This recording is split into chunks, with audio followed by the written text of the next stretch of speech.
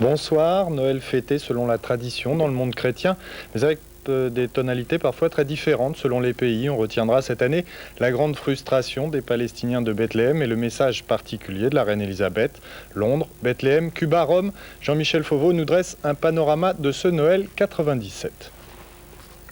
56 langues pour un même message de fraternité. Pour la 20e fois, Jean-Paul II a prononcé la bénédiction Urbi et Orbi, place Saint-Pierre. Le pape se rendra du 21 au 25 janvier à Cuba. Pour l'occasion, Fidel Castro a décrété que le 25 décembre était férié à titre exceptionnel, du jamais vu depuis 1968 dans l'île des Caraïbes. La cathédrale de la Havane était comble à l'heure de la célébration nocturne et les Cubains ont pu ce matin faire la grasse matinée.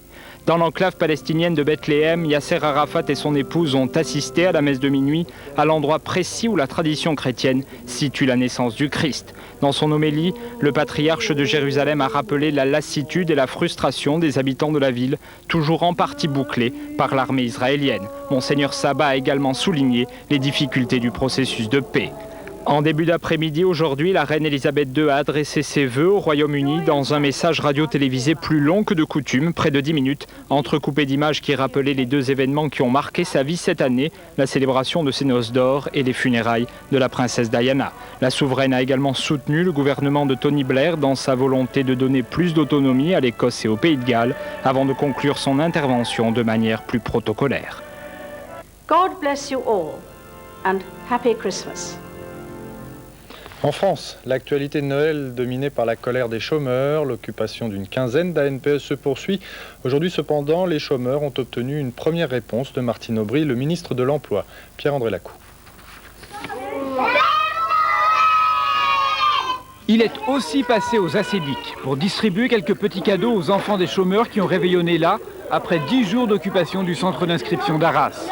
Comme dans une quinzaine d'autres endroits en France, ces sans-emploi réclament le versement d'une prime de fin d'année de 3 000 francs. Jusqu'à présent, certaines caisses la distribuaient sur le reliquat annuel de leurs fonds sociaux. Mais une réforme survenue l'été dernier les en empêche désormais. Consciente du problème, Martine Aubry a décidé de faire un pas sans attendre la discussion du projet de loi contre l'exclusion. Plusieurs mesures, une aide aux chômeurs de plus de 55 ans en leur accordant 1 500 francs de plus par mois. Et surtout, Martine Aubry demande au préfet d'étudier comment verser la prime réclamée à ceux qui en ont le plus besoin. Pour le mouvement Agir ensemble contre le chômage, la décision du ministre de l'Emploi est une première victoire. Mais à Arras, comme dans d'autres endroits, les chômeurs ont décidé ce soir de continuer leurs occupations, car Martine Aubry n'a pas pu pour l'instant promettre la prime de 3 000 francs à tous ceux qui la demandent. Noël de détresse pour les familles de 5 pêcheurs d'un chalutier français porté disparu au large du Pays de Galles. Le bateau immatriculé à Camaret en Bretagne avait lancé un SOS hier soir en pleine tempête. Les secouristes sont inquiets car arrivés sur zone, ils ont trouvé quelques débris d'une embarcation. Et cette même tempête a causé bien des dégâts dans l'ouest de la Grande-Bretagne, en Irlande, avec des vents de plus de 160 km/h la nuit dernière. 4 personnes sont mortes dans des accidents de la route liés aux intempéries. Environ 25 000 foyers sont restés privés d'électricité jusqu'à la mi-journée. Le décès d'un grand homme de théâtre, le metteur en scène Giorgio Strehler, est mort à l'âge de 76 ans. C'était le fondateur, il y a 50 ans, du Piccolo Teatro de Milan.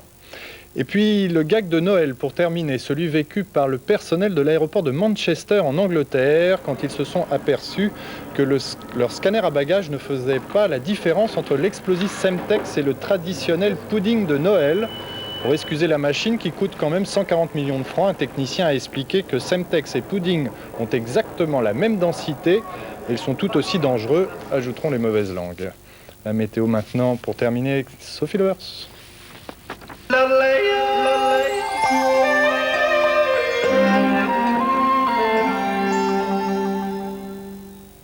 La météo avec votre parfumeur Conseil. Demain, les vents commenceront à s'essouffler un peu. En revanche, personne ou presque ne passera au travers des gouttes. Les averses seront fréquentes sur l'ensemble de la France et la neige fêtera son grand retour sur tous les massifs montagneux. Le matin, le vent soufflera encore jusqu'à 100 km/h sur la façade atlantique et sur les côtes de la Manche. Les nuages domineront des Pyrénées aux Alpes, donnant localement de faibles pluies, voire de la neige en montagne à partir de 1000 mètres. Partout ailleurs, le temps sera variable et instable. L'après-midi, seules les régions méditerranéennes resteront au sec. Le reste du pays sera aux prises avec un régime d'averses. Les flocons apparaîtront cette fois des 800 mètres d'altitude. Le vent, faiblissant, atteindra encore 80 km/h sur les côtes. Les températures resteront douces. Météo France prévoit 8 degrés à Strasbourg et 16 à Nice et Ajaccio. Votre parfumeur conseille, la beauté, c'est son métier. NPA Best of dans quelques instants. Excellente fin de journée de Noël.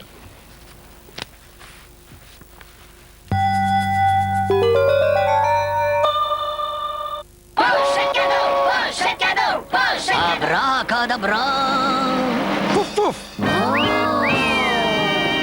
Moi aussi je peux faire pareil, non? Disparu. Pochette cadeau pour 100 francs, offre des millions.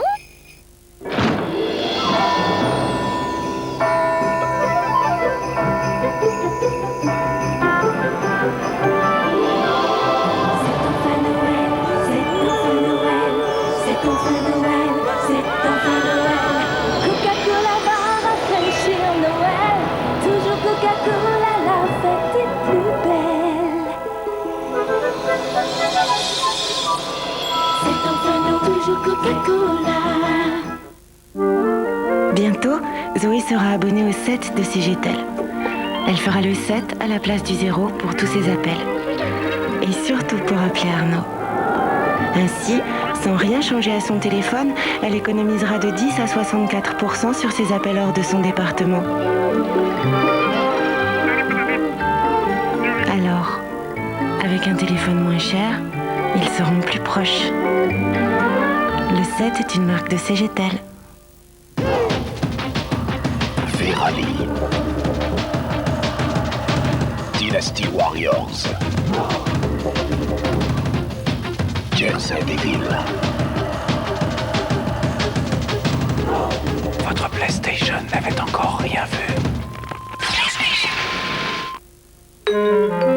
Ça fait des années que je cherche une édition originale de Montaigne. J'en ai une justement là, et je peux vous l'envoyer dès aujourd'hui.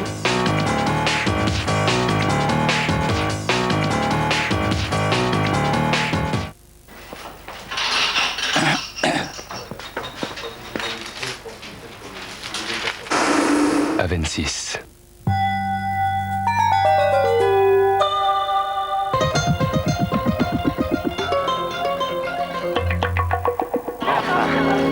Film en première exclusivité. En janvier, les journées rallongent, le cinéma aussi. Quelque part, mais nous ne savons pas où, se trouve votre mère naturelle. Mais le hic, c'est que elle n'a peut-être aucune envie de vous voir. Grand prix d'interprétation à Cannes pour Brenda Blethyn. Secrets et mensonges, Palme d'or pour Mike Lee. Beaucoup de questions que je souhaiterais vous poser. Oui, mais il faut que je vous laisse maintenant. Face à face, hors du temps, Brad Pitt, Bruce Willis.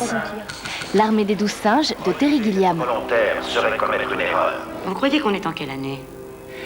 1996. Ça, c'est le futur, James. En fait, il y a très peu de gens qui sont vraiment fous ici. Je dis pas que toi, tu l'es pas. Kurt Russell, Steven Seagal. Le suspense jusqu'à l'ultime décision. Cet homme prépare une attaque sans précédent contre les États-Unis.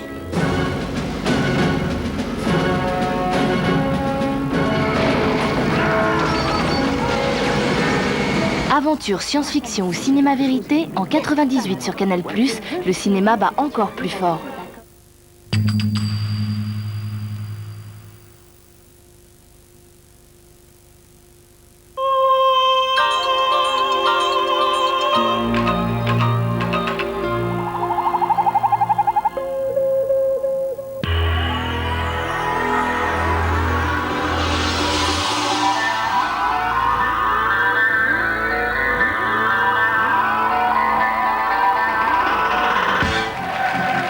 CNR International.